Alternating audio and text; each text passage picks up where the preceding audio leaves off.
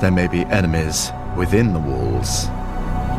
And sometimes the very landscape and climate in which a culture grows must be conquered. It may be too rocky, too arid, but here, canyons and gullies became the streets and thoroughfares for one of the most spectacular civilizations in all of human history.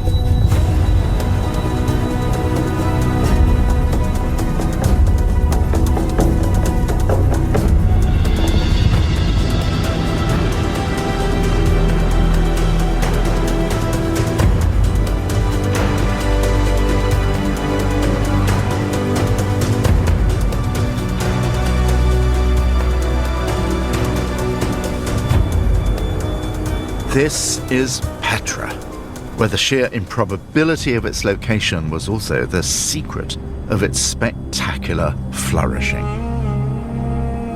The reason why this tomb endured and survived armies and earthquakes is that the Nabateans who built it cut it into the sandstone surface of the mountain, rather than build some freestanding marble monument.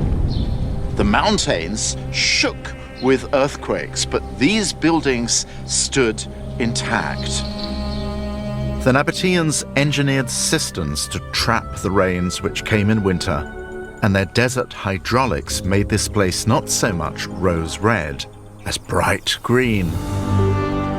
A garden city of fountains, swimming pools, groves and orchards.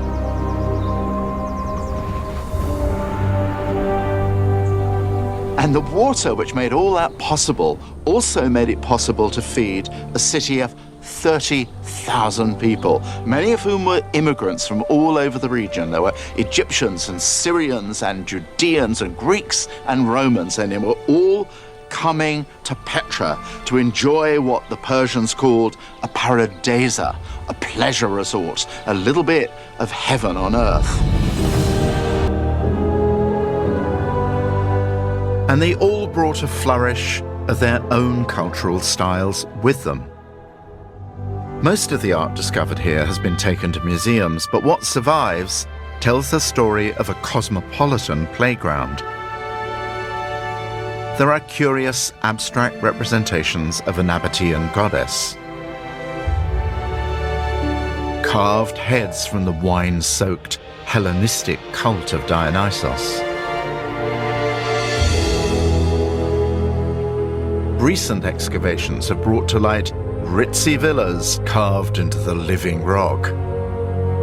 Inside them, here's to happiness murals from that same Dionysian cult.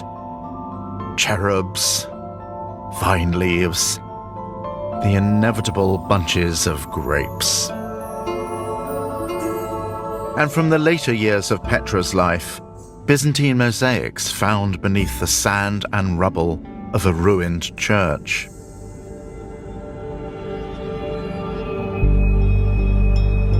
Petra had its day, or rather its centuries, and then it ended.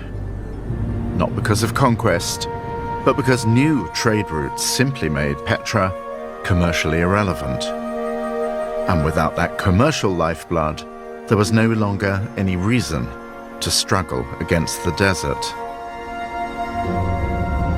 The people left, the systems for capturing water fell into disrepair, and the desert